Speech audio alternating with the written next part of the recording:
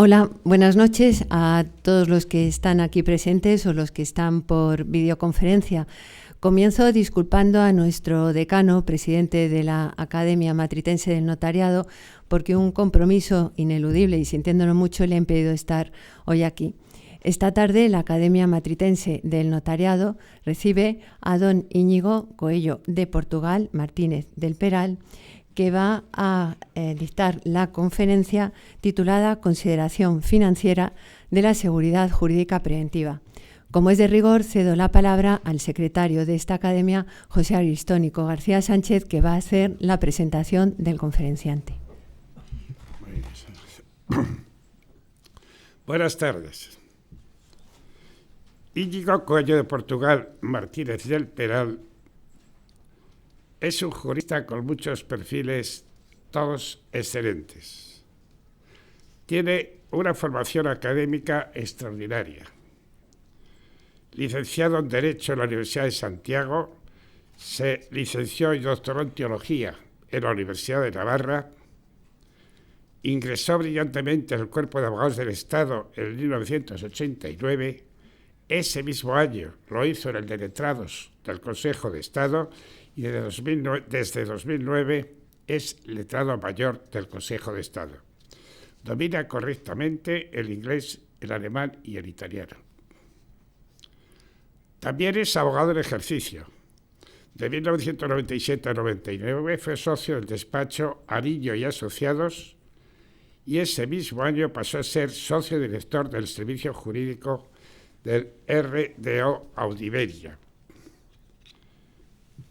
En 2003 se integró en el despacho Pedro Mejías y Asociados y en 2005 pasó a ser socio del despacho Cuatro Cases, encargándose del área fiscal.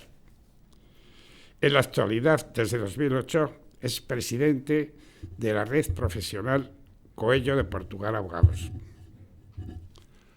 Hasta 2012 fue colaborador habitual del diario Expansión y miembro de su comisión, de su consejo editorial desde 2009 también, desde 2009. Ha publicado más de 190 artículos sobre temas económicos y jurídicos. También fue durante muchos años codirector del programa de radio Derecho y Vida de la emisora Intereconomía hasta 2005. Y ha tenido tiempo para ejercer la docencia de forma intensa. De 1991 al 93 fue full profesor en la Marshall White School of Law de Virginia, USA, campus de Madrid, explicando la asignatura European Civil Rights. De 1990 a 94 fue profesor de Derecho Inmobiliario en la Escuela de Práctica Jurídica de la Complutense. Del 96 al 98, profesor honorario de la Universidad Autónoma de Madrid, con la asignatura Derecho Administrativo. De 1996 al 2000, profesor del Instituto de Empresa, máster de Asesoría Fiscal en la asignatura Recursos y Reclamaciones Tributarias. Y hoy es profesor de Derecho Financiero y Tributario en la Universidad Camilo José Cela. Es académico correspondiente de la Real Academia de Jurisprudencia y Legislación y está en posesión, entre otros galardones, de la Gran Cruz Colectiva de la Orden de San Raimundo de Peñafort. Un currículum excepcional que nos avisa estar ante un jurista excepcional también, reconocido y galardonado, de capacidad y talento acreditados, con cuya disertación sobre un tema corporativo, el valor añadido de la intervención notarial. Este es un tema que siempre ha preocupado al notariado y que hace unas décadas, bajo el mandato de Pérez Sanz, dedicó esfuerzos y estudios a raíz de que algunas corporaciones disputaron el valor de su intervención. Pero, como acreditó Siosbach, solo los ciudadanos tienen la vara de medir la utilidad de las instituciones y el veredicto social de árbitro inapelable siempre fue hasta ahora favorable al notariado. Estamos seguros de que con la aportación de hoy de nuestro conferenciante se abrirán novedosos puntos de vista y con su brillantez se honrará una vez más cátedra tan prestigiosa como la de esta academia. Tienes la palabra, Iñigo. Muchas gracias, señor tesorero de la Junta de Gobierno del Colegio de Notarios de Madrid, don José Aristónico. Muchas gracias, señora vicedecana, y muchas gracias a todos y cada uno de los que integran esta Junta. El martes, señoras y señores, el martes 30 de mayo de 1944, hace ahora 78 años, 3 días antes de que se aprobara en el Consejo de Ministros el reglamento notarial, lo que tuvo lugar el 2 de junio del 44, don José Castán Tobeñas, catedrático de Derecho Civil, magistrado de la Sala Primera, entonces, del Tribunal Supremo, luego presidente del Tribunal Supremo y, sobre todo, autor del Castán, que por entonces tenía solo 3 tomos y estaba orientado a la preparación de las oposiciones a notaría, pronunció en esta misma Academia Matritense del Notariado una conferencia que tituló En torno a la función notarial, en la que dijo lo siguiente: aunque parezca osadía, voy a hablaros de un tema en el que nada os puedo enseñar, y mucho podría y desearía aprender de vosotros. Al recibir hace algunos meses el honor inmerecido y que nunca podré agradecer bastante de ser invitado para colaborar en las tareas de este curso, pergeñé, con buen deseo, pero pésimo resultado, un trabajo sobre la elaboración notarial del derecho que ni siquiera ha logrado reunir el mérito de la brevedad porque excede con mucho los límites que debe tener una conferencia. Con estas mismas palabras quiero agradecer otra vez, ya lo he hecho antes para introducir, pero ahora dentro de la conferencia, a la Academia Matritense del Notariado, al presidente del Consejo del Notariado, aunque no esté, pero es mi amigo, don José Ángel Martínez Sanchiz, que dio mi nombre para esta conferencia, a don José Aristónico, lo que ya he hecho, al comité de dirección, que hayan tenido a bien incluir mi nombre en la celebérrima lista de quienes me han precedido en esta silla en el uso de la palabra. En la silla no, porque la he cambiado. Pero Castán Tobeñas vino también a mi memoria porque yo mismo, el 22 de noviembre de 2006, en el Colegio de Abogados de Valencia, hace ya 16 años, hice la promesa de escribir un libro sobre el coste financiero de un pleito. Y no la he cumplido. Por lo que me abstendré ahora de renovar promesas y veré si puedo cumplir por lo menos las antiguas. Ese día, la conferencia fue sobre el convenio arbitral y en sus efectos sustantivos y procesales. Como ustedes comprenderán, nada más aburrido. Pero para divertimento de los asistentes, que eran duchos en derecho pero legos en finanzas, introduje con ánimo de sazonar el discurso una explicación de la diferente rentabilidad financiera que tiene convenir el arbitraje en vez de atascarse en el juzgado. Lo que hice fue algo muy sencillo, cuantificar. Hice la cuenta de cuánto dinero se pierde acudiendo al juzgado para reclamar 10 millones de euros y cuánto se pierde, porque también se pierde, pero menos, mucho menos, acudiendo al arbitraje. De repente, los ojos de los concurrentes, que eran todos abogados menos el encargado del proyector, se abrieron como platos porque veían reflejada en la pantalla, en 4 simplicísimas diapositivas del PowerPoint, todas las intuiciones que habían tenido durante muchos años de práctica profesional. Desde entonces, cada año, mientras Mariano Durán La Laguna fue primero vicedecano y luego decano, acudí a Valencia para explicar ante su corte de arbitraje y mediación la diferencia entre el coste financiero de un pleito y el coste financiero de un arbitraje. Luego, en 2010, en Buenos Aires, en las primeras jornadas europeas e iberoamericanas sobre cooperación judicial internacional, expandí todo lo que pude esta visión de las cosas, pero seguía sin escribir el libro.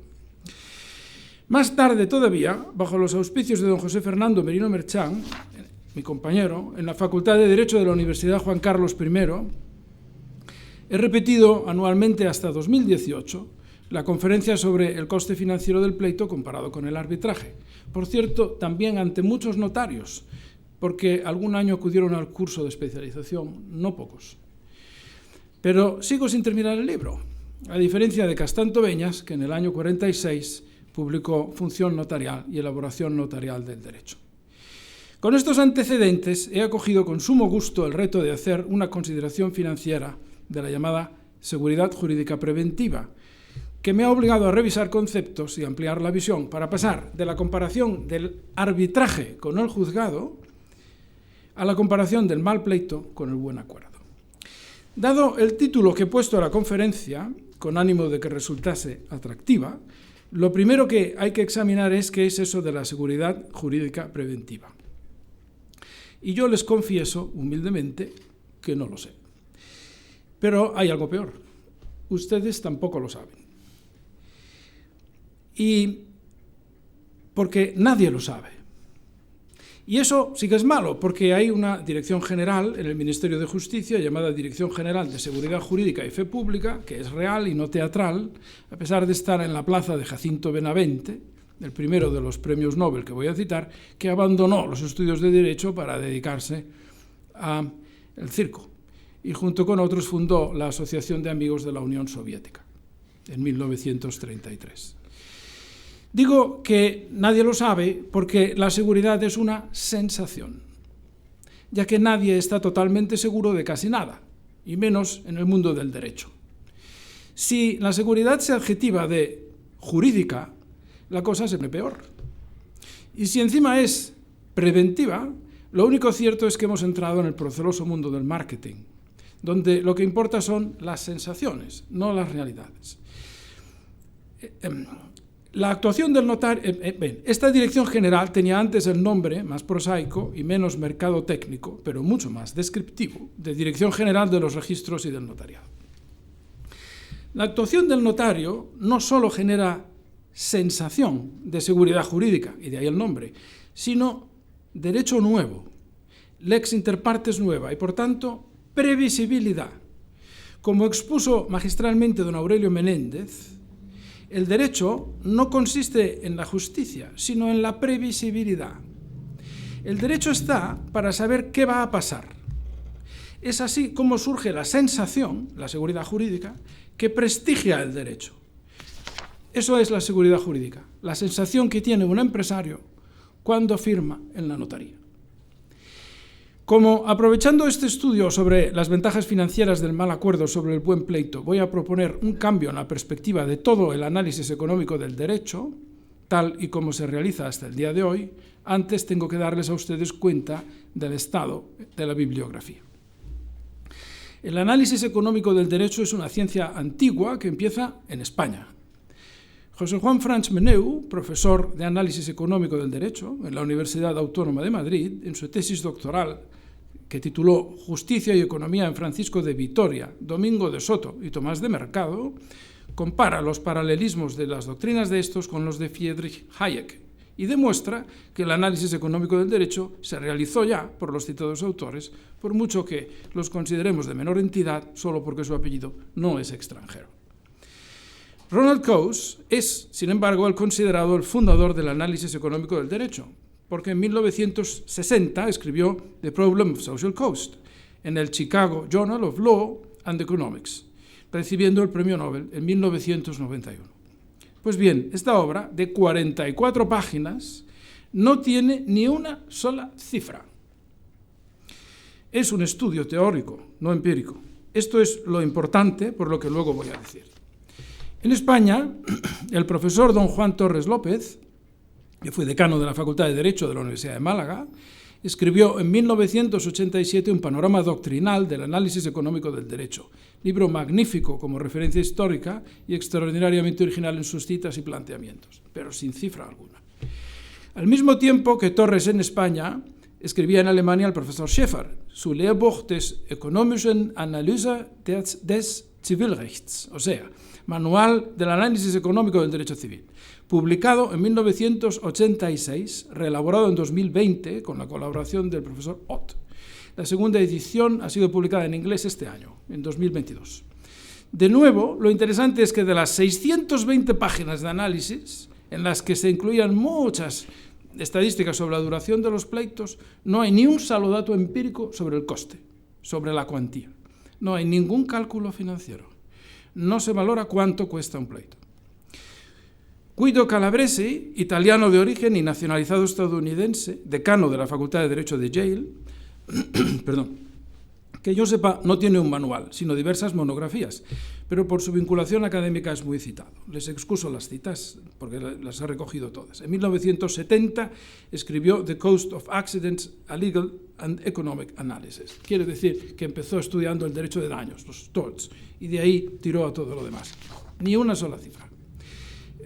Fue elegido juez en 1994 por Clinton para el segundo circuito, que es el de Nueva York, y no consta una reelaboración de estos estudios con datos empíricos.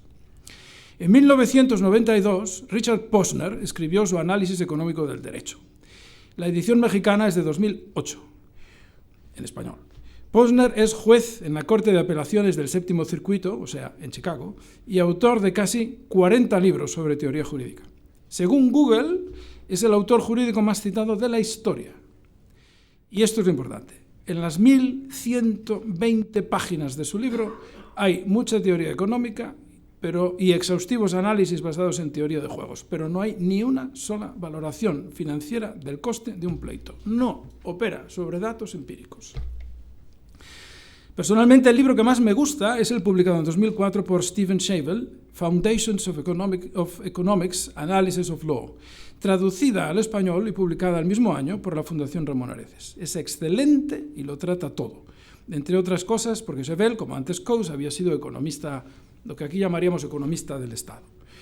Bueno, pero en sus 802 páginas no he encontrado ningún dato empírico ni cálculo financiero del coste de un litigio, porque no conoce la cuantía. No la puede conocer porque no está publicado. En 2008, en Nuestra Patria, pero en inglés, Francisco Cabrillo y Sean Fitzpatrick publicaron The Economics of Courts and Litigation, un libro excelente, que probablemente por haber sido escrito por un español, aunque lo haya hecho en inglés, tampoco ha tenido la relevancia que merece. Por lo que toca a esta conferencia, tampoco incluye ningún cálculo financiero del coste de un pleito. Tiene teorías, no cálculos. ¿Por qué? Porque no conoce la cuantía. ¿Por qué? Como vamos a ver, porque no se puede, no hay manera. En 2013, Pierluigi Chiassoni publicó 342 páginas en su Análisis económico del derecho, haciendo una historia de los conceptos, pero también sin cálculos de costes de un pleito basados en costes empíricos. Todo se mueve en un contexto teórico.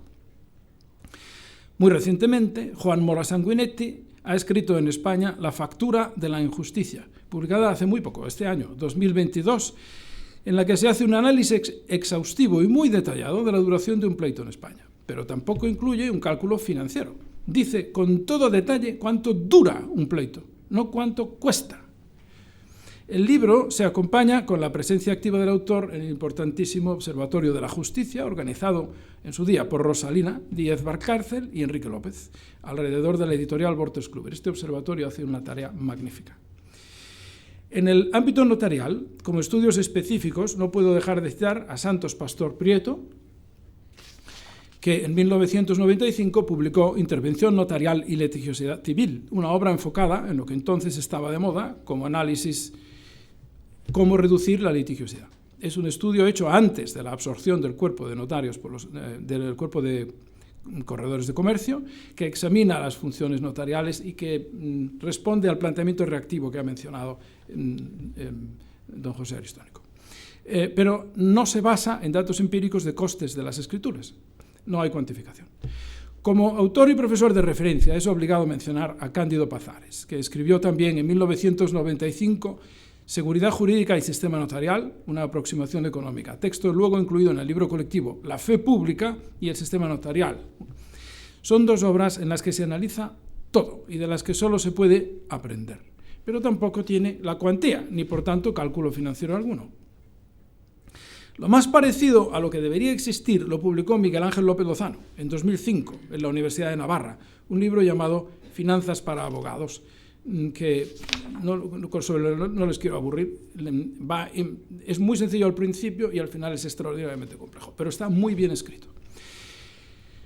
Y finalmente tengo que hablar de Benito Arruñada. Cuando en 1990 cayó en mis manos Control y Regulación de la Sociedad Anónima, quedé prendado de la nueva terminología y, lo que es mejor, del inédito enfoque del conflicto societario, completamente nuevo en nuestro suelo. Lo leí y lo subrayé no sé cuántas veces. Luego en un traslado lo perdí y gracias a Dios hoy puede bajarse online de la blog del propio Arruñada. Su estudio, además de 2001, pasado, presente y futuro del notariado, es muy corto y aunque incluye estadísticas, tampoco hace un análisis del coste financiero de la intervención notarial. En suma, nadie ha hecho, que yo sepa, en ningún lugar del mundo, y sé que esta afirmación puede ser muy atrevida, un estudio del coste de la justicia con datos monetarios, con flujos de efectivo. Mucha gente lo ha hecho de su duración, utilizando datos oficiales sobre la duración de los pleitos, pero nadie hace un cálculo muy sencillo. Sabida la duración media de un pleito, que hoy puede calcularse online en la web del Consejo General del Poder Judicial por cualquiera, con estadísticas oficiales, y esto incluso analizando provincia por provincia, cuál es el coste financiero de la lentitud de la Administración de Justicia en comparación con el nulo coste financiero de un pago instantáneo. Nadie lo ha hecho. ¿Y por qué nadie lo ha hecho? Porque nadie lo puede hacer. ¿Y por qué nadie lo puede hacer? Porque nadie puede saber cuál es la cuantía media de los pleitos, porque no se publica en ninguna de las jurisdicciones. De lo que se sabe,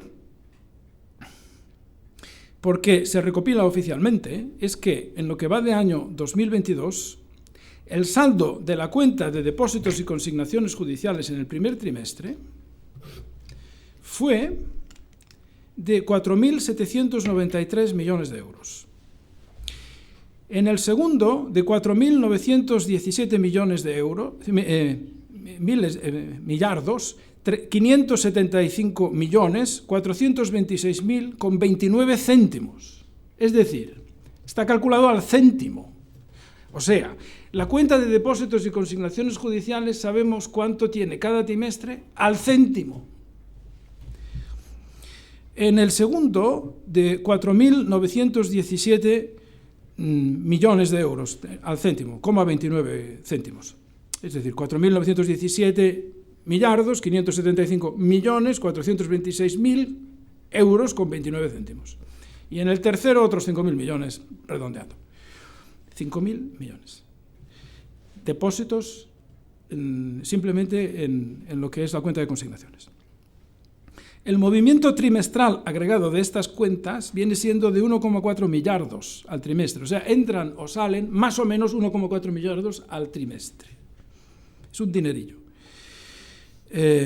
También es un dato que en 2021 el saldo medio agregado de las cuentas de depósitos y consignaciones oficiales, no este año, ya el año pasado, fue de 4.500 millones de euros de saldo medio. Solo los depósitos y consignaciones. Pueden observar que la cuenta de depósitos y consignaciones se lleva al céntimo, pero no es útil sino indiciariamente, porque muy pocos litigios dan lugar a un depósito. Solo algunos. Por ejemplo, los arrendaticios, algunas apelaciones, las medidas cautelares, algunos pleitos con seguros, pero no todos.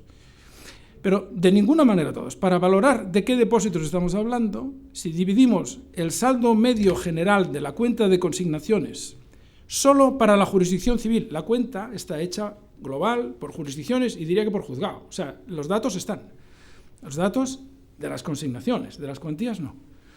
Por el número de asuntos que han generado esos ingresos, tenemos 2.420.339 entradas, que han generado los 3,5 millardos de euros. Esto significa que el valor medio de la consignación en 2021 fue de 1.453 euros. Es decir, en los depósitos y consignaciones exiguos, porque son exiguos, de una media de 1.453 euros, estamos hablando de una inmovilización en cuenta de depósitos y consignaciones bestial, o sea, de 5.000 millones. Si eso lo extrapolamos a la cuantía va por barrios. Sabemos cuántas consignaciones se hicieron en Madrid en 2021. En Madrid se hicieron muchas más consignaciones, 358.249, que dieron lugar a depósitos por casi 1.000 millones de euros. Casi 1 millardo. La cuantía media en Madrid es muy superior, son 2.683, pero tampoco es gran cosa. Son 2.683 de cuantía media de un depósito o consignación. Señoras y señores, si con una cuantía media nacional de 1.453 euros, los asuntos que dan lugar a consignación han inmovilizado 3,5 millardos en litigios, no quiero ni imaginar cuál es el coste de oportunidad de la justicia en España para el resto de la economía. Pero es que no lo quiero imaginar. Lo que quiero es saberlo. Y no lo sé yo, ni lo sabe nadie, porque nadie recopila, ni por tanto agrega, la cuantía de cada pleito. No puede agregarla, es imposible. La información estadística que ofrece el notariado, si se contrasta con la información del Consejo General del Poder Judicial, es tan excelente como la del Consejo o más. El Centro de Información Estadística del Notariado es de una facilidad de uso y de una exactitud que pasma. Acudiendo a sus fuentes online, es muy sencillo, desde cualquier ordenador, saber todo sobre la actuación notarial. Por ejemplo, ¿cuántas ampliaciones de hipoteca se hicieron por provincia? ¿Cuántos contratos por razón del matrimonio? ¿Cuántos convenios urbanísticos? Pero de nuevo hay una cosa que no se puede saber, la cuantía. Tenemos información sobre el plazo, tanto en la Administración de Justicia como en el notariado, pero no tenemos la cuantía. No se sabe, y dudo que alguien lo sepa, cuál es la cuantía media de las escrituras y demás actuaciones notariales otorgadas. Por supuesto, cada notario puede saber qué pasa en su notaría, pero no en general. No creo que lo sepa ni la agencia tributaria, ni la cuantía de los pleitos, ni la cuantía de las escrituras, porque no se declara. El modelo 696 para liquidar la tasa judicial, después de la sentencia del Tribunal Constitucional de 21 de julio de 2016, que eliminó muchas tasas y además la cuantía variable, en especial la cuantía variable, hace que desde el 15 de agosto de 2016 las tasas, no existe obligación de presentar el modelo de la autoliquidación. Como además la letraduría de la Administración de Justicia no está obligada a informar a la agencia tributaria, si ésta tiene información será incompleta, y si es completa, lo que dudo, no la publica. Esta falta de información respecto de la cuantía en litigio en una economía moderna es un error en términos de gobierno, de transparencia y de generación de oportunidades de negocio. El problema no es notarial, ni español ni europeo, es mundial. Es un error de perspectiva. Hablamos mucho de análisis económico del derecho, pero ese análisis no se puede hacer en despachos, sino que hay que hacerlo en laboratorios, con datos. Es esencial que cambie la perspectiva del análisis económico para dar un paso más.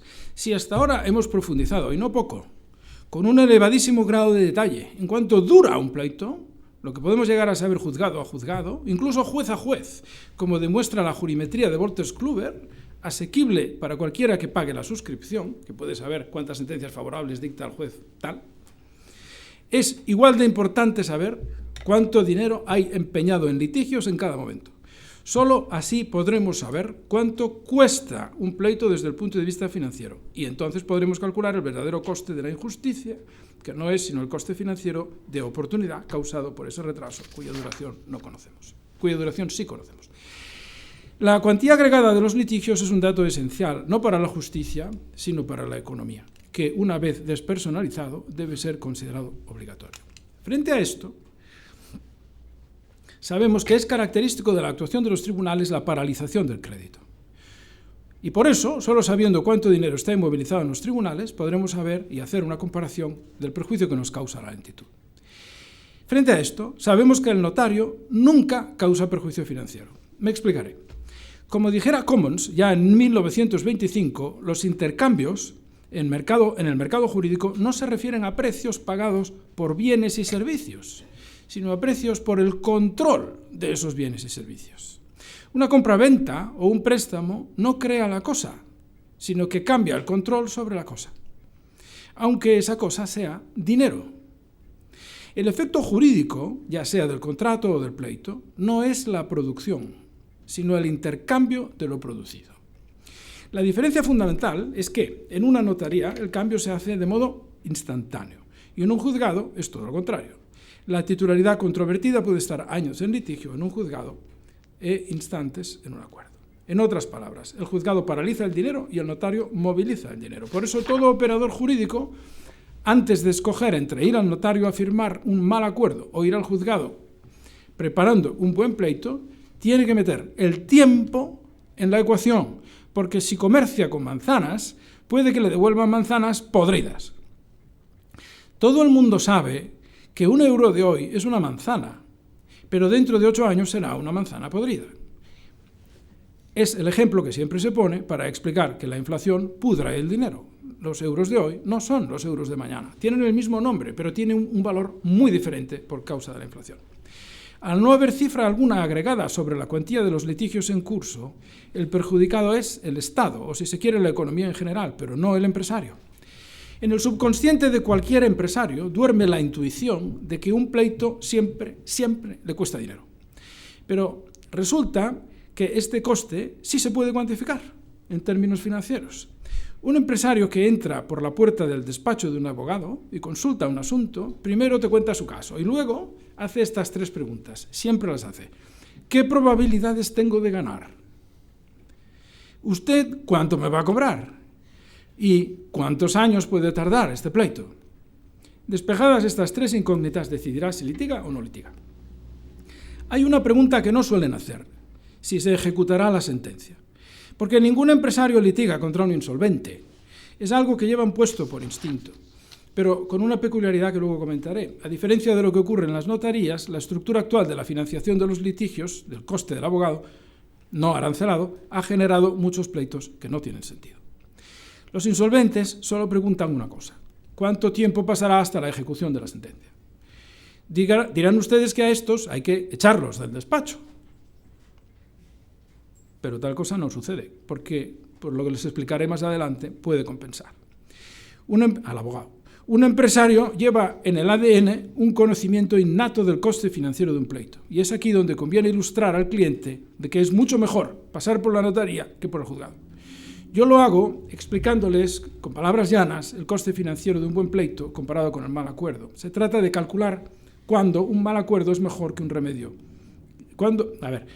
Cuando un mal acuerdo es mejor remedio que un buen pleito. Un pleito civil en un juzgado de lo mercantil de Madrid, según el Consejo General del Poder Judicial, en 2021 tiene una duración media de 18 meses. La apelación de 8 meses.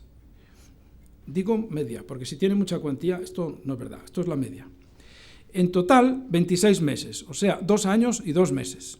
Si la reclamación de, pongamos, Hilaturas Kentron frente a Serafín Latón, Sociedad Anónima, es de 100.000 euros, el efecto financiero es el siguiente. En el momento 1 tendrá que pagar las costas el coste de su abogado a tarifas del colegio. Una tarifa que no existe, pero que se aplica a diario para tasar costas. Y que son 13.240 euros más IVA, en total 16.020,40 euros. El procurador cobrará 981 más IVA, en total 1.187 euros.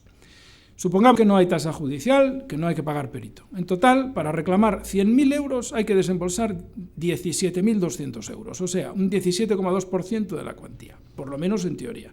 ¿Qué es lo que pasa? Que van a ir a cuota litis. Pero lo que dicen las reglas es eso. Aunque es cierto que podrá deducirse en el impuesto sobre sociedades cuando lo liquide, o sea, mucho después, y si lo provisiona, que no siempre lo provisionan, el 25% del nominal, y que el IVA se lo puede quitar ese trimestre o el mes según como lo declare, lo cierto es que tiene un coste inicial.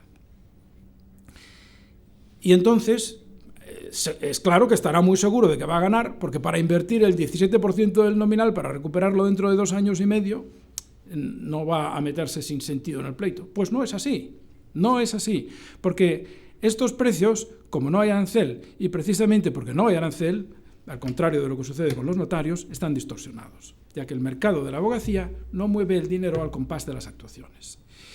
En este ejemplo, además, hay que rezar para que no haya incidentes, para que en la audiencia previa no haya un juez sustituto, lo que sucede el 25% de los casos, según el Consejo del Poder Judicial, para que la sentencia la dicte el mismo juez que estuvo en la audiencia previa. Sobre esto no hay estadísticas. Para que la sentencia sea favorable en todo lo que se pide, para que condenen costas y además para que pague al pago de los intereses legales, que además es el 3%.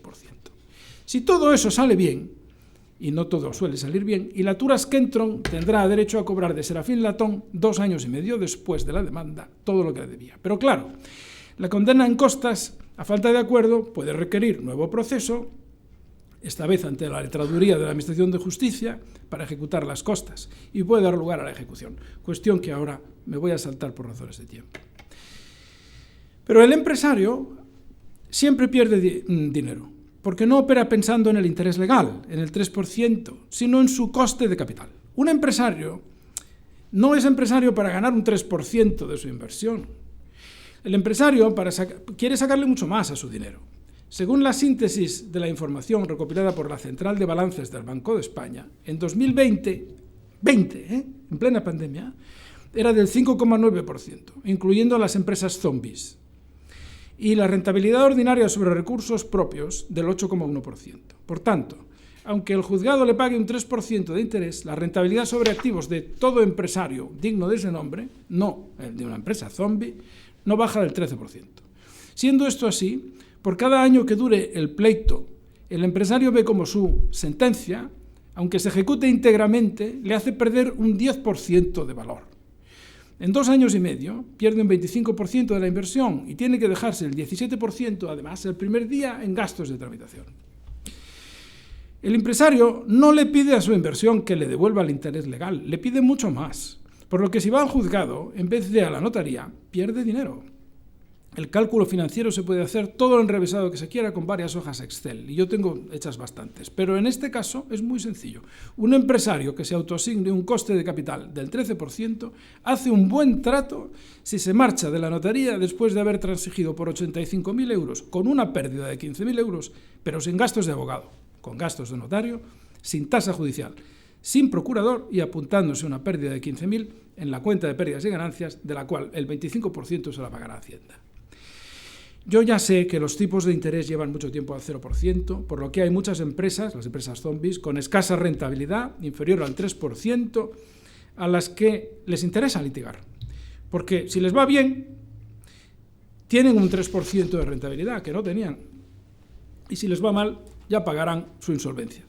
También sé que toda la economía europea lleva desde 2008 en el congelador, porque el calor del dinero se ha enfriado con la quantitative easing. Y también sé que el pleito ganado ha resultado para muchas empresas más rentable que su propia actividad, porque la economía toda, también la de los pleitos, vive un periodo artificioso de anómala financiación a nivel macroeconómico europeo. Pero también sé que ese escenario se ha terminado. Con la inflación, cualquiera que tenga un pleito hoy debe salir corriendo al notario. En el escenario actual, ni siquiera las empresas zombies, o sea, las empresas de nula rentabilidad, van a aguantar un pleito como demandantes y deben ir a transigir a la notaría. Con una inflación del 7%, y eso gracias a la ley de desindexación, y con gran injusticia para muchos sectores sociales, el mero hecho de cobrar dentro de 2 años y medio supone dejarse en el camino 7.000 euros el primer año para cobrar 100.000, 7.000 el segundo y 3.500 el tercero de los 2 años y medio de los que venimos hablando de duración media de un mercantil. Claro, se cobrarán 100.000 euros si todo va bien, pero dentro de 2 años y medio. Y ahora ya sí, porque ya no hay estabilidad monetaria, los euros de hoy ya no serán los euros de mañana. Es decir, en los últimos 10 años nos hemos autoengañado, en el sentido de que se podía litigar a éxito y obtener al final del pleito lo mismo que se estaba litigando o más. Eso se ha acabado. Ahora un pleito es de por sí una pérdida. Si el pleito dura, por lo que sea, 4 años y la inflación sigue al 7%, se cobrarán 100.000 euros, que valdrán lo que hoy valen 30.000 euros, o con lo que quieran poner, porque realmente es imprevisible. Pero la inflación no es imprevisible, está ahí, está cuantificada y esa sí la publican. No la indexan, pero la publican. En otras palabras, cualquiera que en vez de ir al juzgado vaya a la notaría y entregue a su deudor carta de pago contra cheque conformado de 70.000 euros por el 100% de la deuda, ha hecho un buen negocio. Permítanme señalarles que este consejo es divino. Ahora voy a beber un poco de agua, porque si no, creo que no llegaré al final. Les pido perdón, no suelo hacerlo, pero voy a beber. Permítanme señalarles que este consejo es divino. San Mateo, que era inspector de Hacienda, no cuenta la parábola del administrador infiel porque le debió sentar mal. San Juan, que era pescador, tampoco. San Marcos, de cuyo oficio nada sabemos, prescinde del consejo, pero San Lucas, que era médico y que no le importaba el fisco, recaudara más o menos, cuenta la parábola del administrador que todo el mundo llama infiel, cuando en realidad era lo que hoy llamaríamos un administrador concursal. Esta explicación no es habitual, porque los padres de la Iglesia no sabían nada de finanzas, pero es así. Un hombre rico que acusó a su gerente, a su CEO, de disponer alegremente de los bienes que administraba, lo echó y le pidió cuentas. El CEO, que se quedó en el paro, cogió el móvil y llamó a cada uno de los deudores. Atención, se trata de deudores morosos. Esto es lo que nadie mete en la ecuación de la parábola. El primero debía 100 barriles de aceite, y el CEO le dio carta de pago por 50. Pero fue a la notaría, al escriba, para transigir y exigió cheque conformado. Al que debía 100 bultos de trigo le perdonó 20 y le cobró 80, pero se los cobró. El del trigo vino con plata. El empresario, que vio que su CEO le había salvado del concurso, lo readmitió y le subió el sueldo. El concurso, resuelto por nuestro amigo el CEO preconcursal de la parábola, se produce en un escenario, además, no solamente de impago, sino en su contexto natural, inflacionario. Por eso, lo que le faltaba al administrado era tesorería. El del trigo y el del aceite, que no pagaban, eran insolventes porque acumulaban para revalorizar. Y el CEO, ahora además oficial de finanzas, transigió con acierto, visitando al escriba para que cortara un pacto. El pacto se cortaba, los escribas cortaban el pacto, y según cómo cortaban, era de uno o de otro escriba. Eso lo vemos otro día. Es una especie de sello o firma notarial de la época. En el momento inflacionario actual, seguir el divino consejo en materia de pleitos, que no es otro que acudir al notario para obtener rentabilidad cierta hoy en vez de hipotética mañana, es lo único acertado. Porque los buenos tiempos del litigio, sin coste financiero, han terminado. Ahora, el moroso, el mal pagador, ya lo sea por pillería, por imposibilidad, porque es su carácter, o por el mero hecho de contestar la demanda, obtiene no una rentabilidad, pero sí una rebaja del 7% anual. Y recen para que no aumente, porque yo en mi corta vida recuerdo todavía la crisis del 92, que no fue nada comparada con la de 2007, la que empezó en 2007. He visto los tipos de interés entre el 85 y el 93 entre el 10 y el 12%, eso lo he visto yo, no me lo han contado. He visto cómo caían las inexpugnables cajas de ahorro. He visto fuera del mercado a quienes por su tamaño se reían de los demás, como Lehman Brothers y Merrill Lynch. He visto la crisis de Banesto, y no quiero hablar de la reciente pandemia porque solo mencionarla me desagrada, pero el contexto inflacionario no es cómodo. He visto muchos problemas y ahora el problema es la inflación, lo cual obliga más todavía a saber cuál es la cuantía de cada pleito y cuál es el proyecto financiero en cada pleito. Si todo sigue como la consideración macroeconómica la dejo para fuera porque se me va el tiempo. En este contexto, si con una fuerte dosis macroeconómico, si con una fuerte dosis de optimismo encaramos una subida de tipos como sostenible, para los empresarios surgen dos necesidades: el buen contrato y la buena mediación. En años de inflación, el buen contrato será clave y con él el notario. Las empresas habrán de retomar los libros antiguos, tendrán que releer a Rafael Termes Carrero en su genial e imperecedero libro Inversión y coste de capital. Él, Rafael Termes, que llevó el Banco Popular a ser el banco más rentable del mundo, se asombraría al ver que hoy ha desaparecido, ha sido resuelto, como dicen, con una palabra que ya solo oírla jurídicamente no. Por lo que sigue ahí son las explicaciones de Termes sobre cómo gestionar tesorería en tiempos de inflación. La gente, los financieros, los CFOs, yo dudo mucho, práctica de gestionar tesorería en tiempos de inflación no tienen, porque no lo han vivido. Y necesitan manuales. Creo que el mejor manual y el más reciente sobre eso es el de Termes, porque él vivió todos los tiempos de la inflación. Llegados a este punto, es mi obligación recomendar también el breve artículo del gran maestro español de finanzas actual, Pablo Fernández, profesor del IES, que se llama, de modo elocuente, es muy corto, 9 errores frecuentes de algunos abogados sobre finanzas y contabilidad, que con toda seguridad puede interesar también a los notarios. Yo lo sintetizaré, si él me lo permite, porque puede que esté entre el público, con algo que no dice, pero que es mucho más sorprendente y está en su libro Valoración de empresas. Un balance es una opinión, mientras que la tesorería es un dato.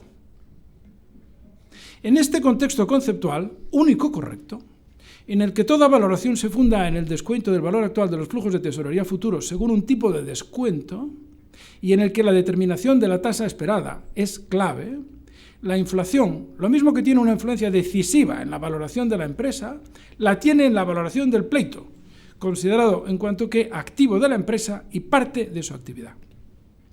Y es que tanto un pleito como un contrato son un proyecto financiero, pero de muy distinto signo. Los dos tienen cash flow operativo, pero el uno lo tiene positivo y el otro negativo. Para explicarlo, parafrasearé de nuevo a nuestro Señor Jesucristo, haciendo otra vez caso omiso de la interpretación patrística, ignara en materias de finanzas, para exponerles el evangelio financiero, la buena noticia financiera. Muchas veces, y de diferentes modos, nos habló sobre la importancia de negociar con beneficio. Así lo hizo cuando alabó al que recibió una mina. Una mina son 60 shekels, 60 siclos de plata. No es una mina, es una cantidad de dinero. Y obtuvo una rentabilidad, es lo mismo que decía José Manuel Otero Lastres en clase. No deben ustedes confundir el préstamo a la gruesa, ¿verdad?, con el préstamo a la... Y obtuvo una rentabilidad del 1000%. Lo hizo también subiendo la apuesta cuando condenó al que enterró un talento, 60 minas, subió la apuesta, que perdieron valor porque el depositario no pudo devolver esos 23 kilos de plata sin rédito alguno. Ese mismo Dios hecho hombre nos dijo que para tener éxito en los negocios hay que concentrarse en los activos productivos, no en lo tóxico. También el reino de los cielos es semejante a un mercader que busca buenas perlas y que, habiendo hallado una perla preciosa, fue y vendió todo lo que tenía y la compró. La compró para revenderla, porque de otro modo no sería comerciante. La perla en balance es un buen proyecto financiero, en este caso. Como decía Esteban Collantes, en mi mano esto vale mucho dinero, en la suya no. Pero la perla litigiosa es un activo tóxico, porque en el mercado no entran perlas litigiosas. Solo se venden perlas libres de derechos. En este foro es obligado recordar que la Biblia del notario, esto es el Código Civil, se refiere a los créditos litigiosos en el artículo 1535, precisamente para valorarlos a la baja, y que el artículo 1536 beneficia al poseedor del bien litigioso, que suele ser el mismo que ha puesto el pleito. Tampoco hace falta que les recuerde el secuestro, depósito judicial de bienes litigiosos, que por ineficiente es un acto judicial, no notarial, previsto en el artículo 1785 y un encargo que nadie quiere. Tampoco hace falta que les recuerde la preferencia del crédito en el artículo 1924, que exige escritura pública o sentencia firme. Pero sobre todo les recuerdo el efecto neto contable del litigio, recogido tácitamente en el artículo 1291. Los contratos que se refieren a cosas litigiosas, cuando hubiesen sido celebrados por el demandado sin conocimiento y aprobación de las partes litigantes o de la autoridad judicial competente, son rescindibles. No hay seguridad, esta es la mejor medida cautelar que hay y la mejor manera de convencer a un auditor de que la previsión es correcta, pero esto lo comentamos otro día. No hay seguridad sobre un bien litigioso porque lo actuado es rescindible y está claro, por el mero hecho de convertirse en litigioso, los activos se intoxican y se devalúan. Las escrituras públicas lucen como perlas en balance, con forma de activo en producción. Si se quiere, son perlas majórica, en pleno proceso de transformación, es decir, artificiales. Como cada año en sus clases dice el profesor Íñigo Navarro Mendizábal, que fue decano de la Facultad de Derecho de ICADE, la primera pieza en la construcción de un avión no es un plano, es un contrato.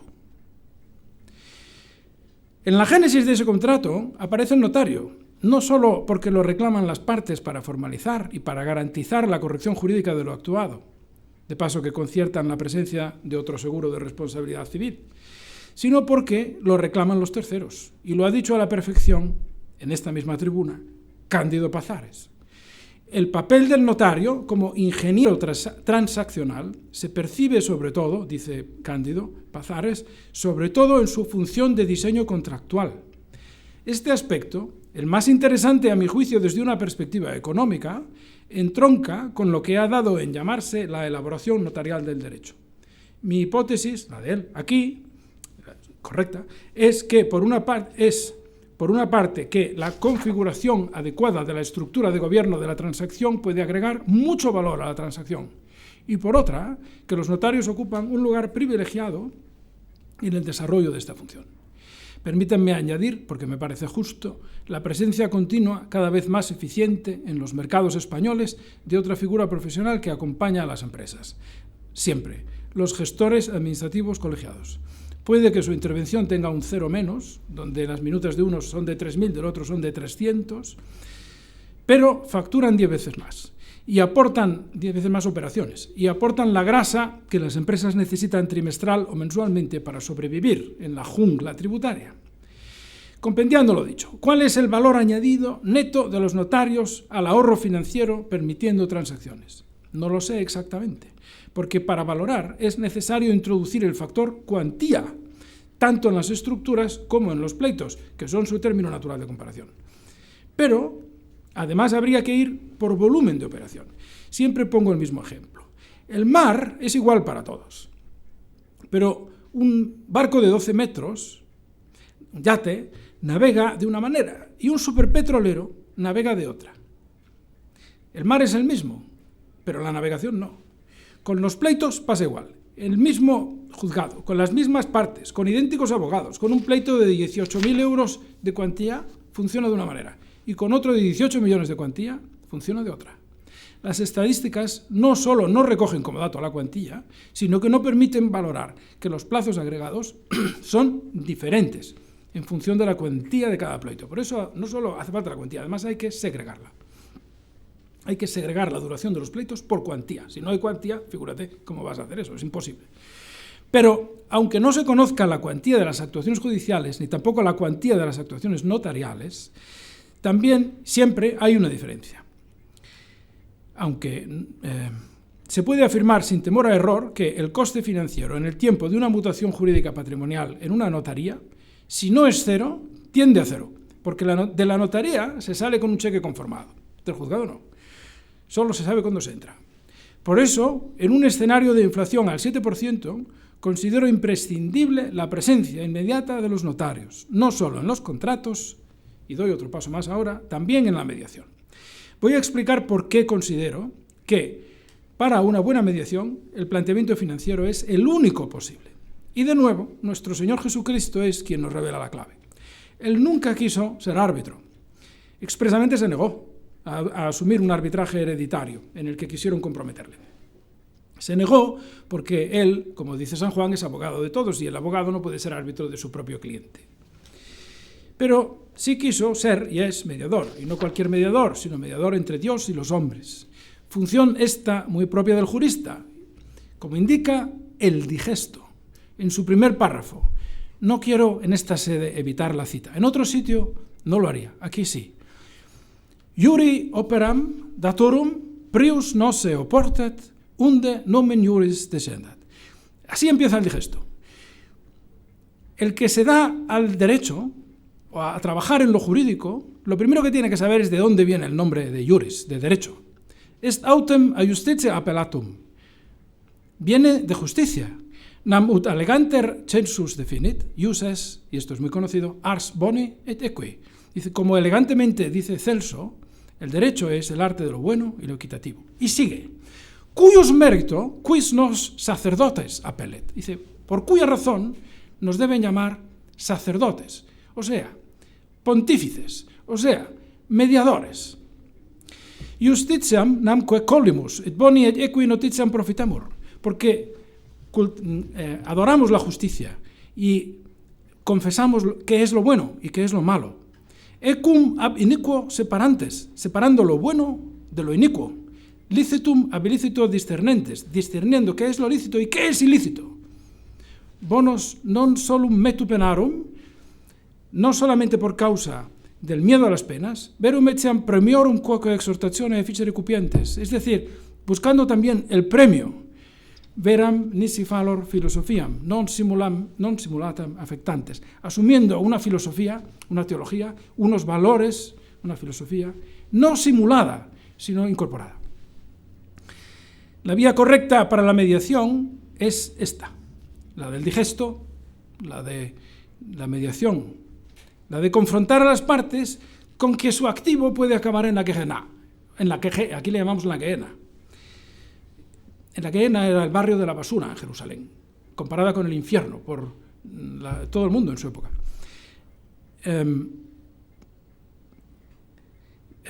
La basura es donde acaba un proyecto empresarial ineficiente, sin futuro financiero. Pierde todo su valor presente por causa del pleito. Y es por eso, en mi opinión, toda mediación debe hacerse sobre la base de los riesgos, prescindiendo de otras consideraciones. Y si no se hace así, no fructificará. La mediación no consiste en decir a las partes que sean buenas, que se porten bien, que sean condescendientes con el otro, porque normalmente se llevan fatal, sino en hacerles ver que su altercado judicial le va a costar mucho más dinero que llegar a un acuerdo. La escritura pública se muestra así como lo que es, la generación continuada de un contrato rebus sic stantibus. En las notarías también se aplica, y mucho mejor, rebus sic stantibus. Pero no se acude al juez. Se sustituye un pacto con otro pacto, no con un pleito, impidiendo así algo muy importante, que el activo pase a ser tóxico. Llegamos así al arancel notarial. No es difícil darse cuenta de que entre el coste financiero derivado del retardo en la generación y ejecución de cualquier sentencia y el coste del notario, la diferencia es el arancel, que siempre será menos en su coste a valor actual neto. Pero yo quiero dar un paso más, porque esto de los aranceles está muy mal comprendido, porque no se ha entendido cuál es el mercado jurídico de verdad, que no es un mercado en competencia, no, ni perfecta ni imperfecta, no está. El mercado jurídico, hemos citado el digesto, hemos dicho que era un régimen sacerdotal, hemos dicho que cultivábamos la justicia, ahí la competencia no es lo más importante es el activo, como en todos los mercados, pero de otra manera, porque aquí el activo no es exactamente el de la bolsa. En el mercado jurídico, entre partes en posición de igualdad, la lógica de las administraciones públicas, que es absurda, es distinta. Hay dos tipos de actuaciones. Las preventivas, que se refieren a la generación del contrato, y los remedios en litigio. Las dos son entre partes, y esto hace que parezca que hay un mercado, y que la formación de precios, en términos ideales, no puede incorporar más limitaciones que las de la oferta y la demanda. Para los contratos comparto este criterio, porque aunque la Ley Orgánica del Poder Judicial, en su artículo 542, otorga al abogado el monopolio del asesoramiento jurídico, basta con ir a Google para comprobar que tal cosa no sucede. Para los pleitos, niego la mayor. Por la pérdida de los aranceles, el mercado de abogados ha dejado de ser un sitio donde se escoge abogado para ser un sitio donde se escoge precio.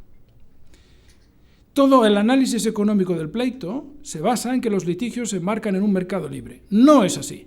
Mientras no se permita a todo el mundo ejercer la profesión de abogado ante los tribunales, lo que se llama por ahí uberizar la abogacía, es decir, ¿vale?, el monopolio del uso del abogado el monopolio del uso de la toga será, si no una función pública, sí una función social, y debe serlo, cuya función social determina que en el mercado de pleitos haya una exclusividad de función legalmente impuesta, la del abogado. Y si hay monopolio, no hay mercado, y no se pueden aplicar las reglas del mercado. Los monopolios o se eliminan o se exigen tarifas, precisamente para que no se distorsionen los precios, normalmente al alza. Si en vez de todo esto se cierran los ojos a la realidad y se crea un sistema de precios no arancelado, se producen incentivos perversos que desnaturalizan la función social que ampara el monopolio. En mi experiencia, y he vivido con arancel y sin arancel, los economistas han imaginado un mercado en el que se mueven las ideas, pero no se mueve el dinero, y nos han llevado a una situación en la que se ha desnaturalizado la función del abogado con perjuicio para el cliente, para la parte contraria, para los tribunales y para el sistema. Para el abogado, porque no solo no cobra, en la primera, los 17.000 de que hablábamos, no los cobra, sino que no los cobra porque le van a exigir cuota litis, le van a exigir rebaja de precios, le van a exigir que sea él el propio cliente, como vamos a ver, porque pierde su principal activo, la objetividad, que al operar a éxito se convierte en cliente de sí mismo. La mayoría de muchos abogados hoy son clientes de sí mismos. Para el cliente también, porque no tiene precios máximos. E incluso con hojas de encargo se puede llevar sorpresas enormes. Son bastantes las hojas de encargo, se han llevado bastantes, las hojas declaradas nulas por abusar de consumidores. Hojas de encargo, dice, no, la hoja de encargo te protege por abusar de consumidores. declaradas nulas a los mismos que litigaban con consumidores. Para la parte contraria, porque a día de hoy las costas se tasan literalmente a ojo. Y para los tribunales, porque se multiplican los pleitos sin sentido. El mejor incentivo que existe para obligar una negociación que evite el pleito es el arancel del abogado. Pero sobre todo para el sistema, porque basta con atender a los defectos apuntados para darse cuenta de que vivimos en un zoco en el que no solo se han eliminado los precios de referencia, en teoría no hay honorarios de abogados, los tienen guardados en un cajón para tasar las costas, sino que en las secretarías del juzgado, no en el colegio, sino que la tesorería no se acompasa con la prestación del servicio, lo que demuestra que no hay verdadero mercado, porque su diseño no se basa en los pagos, y para que haya un mercado y se pueda evaluar su eficiencia, es necesario que se mueva el dinero, pero con los aranceles, bueno, es así. Si esto es así para la función social del abogado, cuánto más para la función pública del notario, que es donde yo quería terminar. Hay que comprender que en España hay 154.314 abogados ejercientes, frente a 5.635 jueces y unos 2.900 notarios. Dejo aparte, solo apuntada, la distorsión que además produce en el mercado la justicia gratuita. Si esto es así para la función social del abogado, cuánto más para la función pública del notario. Frente a lo que pasa en un pleito, en el que no se sabe nunca cuál será la posible condena en costas, no se sabe, todo operador jurídico sabe, antes de entrar en la notaría, y comprueba al salir cuál es su coste. Y lo sabe también cuál va a ser su coste financiero, por causa de ir al notario. 0, porque sale con un dinero ya cobrado. En la notaría no hay inflación, y si la hay es exigua. Se tarda en cobrar lo mismo que en ir al banco a ingresar el talón conformado o a ejecutar el aval a primer requerimiento. Por todo esto, comparando ahora la función notarial con la de los abogados en vez de con la de los tribunales, porque es la manera de comparar un arancel, no se puede comparar el arancel con los tribunales, considero crucial que la función pública notarial siga arancelada, porque en el mercado notarial se debe seguir escogiendo notario, no precio, en mi opinión. En suma, las finanzas del sistema forman parte del sistema y no se pueden tocar las finanzas de la notaría o de la abogacía sin tocar la esencia misma de la función notarial o de la función del abogado. Esto es algo que no tiene nada de raro, sucede igual con el taxi, con la contratación de obra pública o con el mercado de trabajo. Las finanzas de un sector económico influyen en la esencia de la prestación de ese servicio por ese mismo sector y, por tanto, en su eficiencia. No se puede diseñar un mercado con hipótesis económicas imaginarias. Hay que hacerlo con análisis de los flujos de tesorería, no de lo que podría pasar, sino de lo que ha pasado. Esto para el dinero, cuanto más para la justicia del sistema como tal, o sea, para volver al sistema sacerdotal de la administración de justicia y evitar los litigios. Cuanto queda dicho, debe matizarse en el sentido, claro, de que el arancel notarial puede mejorar los estudios económicos que lo amparan, porque de hecho se funda en la existencia, para unos 2.900 notarios, de unos 17.000 oficiales de notaría, casi 6 por notaría, sobre cuya participación en los costes del notariado, no puedo añadir ahora nada, también por razones de tiempo, pero que sí, son pieza clave del sistema. Espero haberles convencido de que hay que replantear todo el análisis económico del derecho. Es un error, en mi opinión, concentrarse en las duraciones, prescindiendo de las cuantías y de los tipos de interés, porque lo que en verdad modela un mercado son los flujos de efectivo, no las teorías. Permítanme insistir, un balance es un cuento escrito con números. La tesorería es el único hecho incontestable de un balance y eso sí cuadra con el banco. Con las teorías de los economistas, antes me he referido a muchas, pasa igual. Las teorías que no vienen acompañadas de flujos de tesorería no permiten consideración financiera alguna y son imaginaciones más o menos plausibles. Solo los movimientos consumados de dinero dan cuenta de la realidad. La cuenta de pérdidas y ganancias, de consignaciones judiciales, esa es real. No puedo terminar esta conferencia sin hacer referencia a la llamada jurisdicción voluntaria. Muy breve. Las limitaciones de tiempo me obligan a ser muy corto, a reserva de mejor ocasión. Diré solo 2 cosas. La primera, desde 2015 hasta hoy, por imposición legal, las notarías son un sistema de microempresas de función pública en las que unos clientes, los que acuden a otorgar hipotecas, sufragan a otros clientes, los que acuden a la jurisdicción voluntaria, porque el arancel está descompensado. Estamos ante documentos subvencionados, nada más. La segunda, que los notarios no tienen ninguna jurisdicción, ni voluntaria ni involuntaria, por lo que hay que replantearse todo el sistema, no por motivos económicos, sino porque el artículo 117.3 de la Constitución reserva el ejercicio de la potestad jurisdiccional en todo tipo de procesos a los juzgados y tribunales. Me permito además recordarles que se suceden una detrás de otra las sentencias del Tribunal Constitucional que han declarado inconstitucional y nulo muy diversos artículos de la Ley 13/2009 de 3 de noviembre de reforma de la legislación procesal, no es la de 2015, es anterior, por haber atribuido funciones jurisdiccionales a las letradurías de Administración de Justicia, cuanto más a los notarios. Quiero terminar esta conferencia reiterando mi gratitud a la Academia Matritense del Notariado y también, según mi costumbre, invocar sobre el notariado la intercesión de María Santísima, la Virgen del Pilar, patrona de España, haciendo notar que también desde el punto de vista financiero, la actividad más productiva, porque ni cuesta dinero, ni genera perjuicios, ni da lugar a pago retardado alguno, es la buena fe.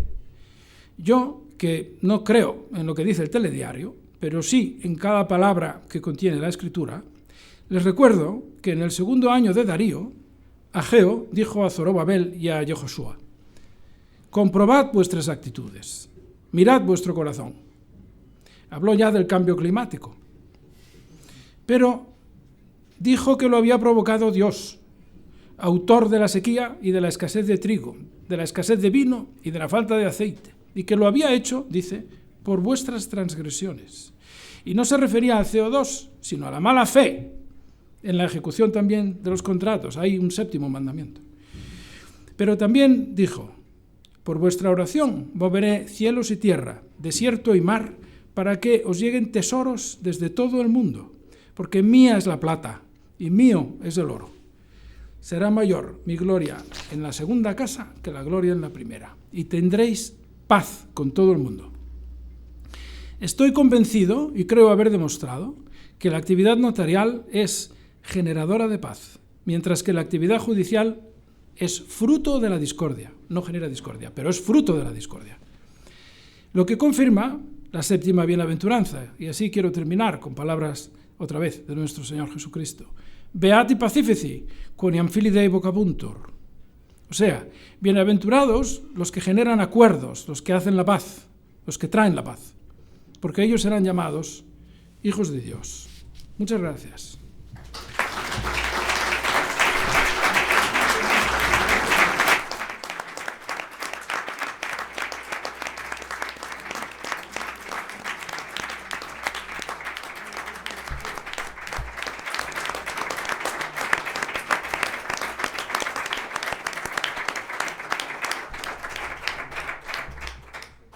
Bueno, pues muchas gracias por una novedosa conferencia, como ya había avanzado el secretario de la Academia. Además, muy clara la exposición con cifras y datos en lo que era posible.